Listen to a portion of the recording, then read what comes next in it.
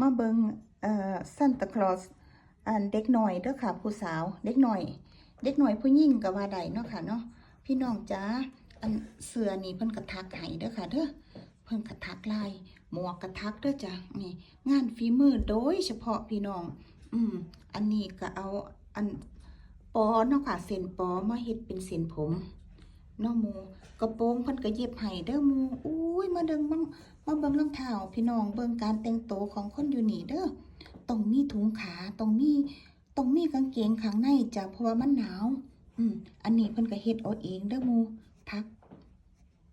เนี่ยเฮ็ดเบิ่งดูนี่งานละเอียดแฮงเนี่ยขนาดนิ้วมือผู้ไทยทำยังใหญ่กว่า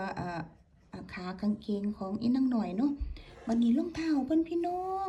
เพิ่นเอาไม้มาเฮ็ดเป็นไม้พี่น้องนี่แหละลักษณะการแต่งตัวของคนอยู่นี่เด้อค่ะมันหนาวพี่น้องคลิปนี้ว่าสิเฮ็ดสั้นๆก็ยาวซ้ำพี่น้องเอ้ยมาเบิ่งอีนางหน่อยซะมาบ่งามคักแท้เบิดพี่น้องอันอีหยังของเขานี่เขาเฮ็ดพรีเซนต์ขนบธรรมเนียมประเพณีของเขาอีหลีอีหลอพี่น้องเอ้ย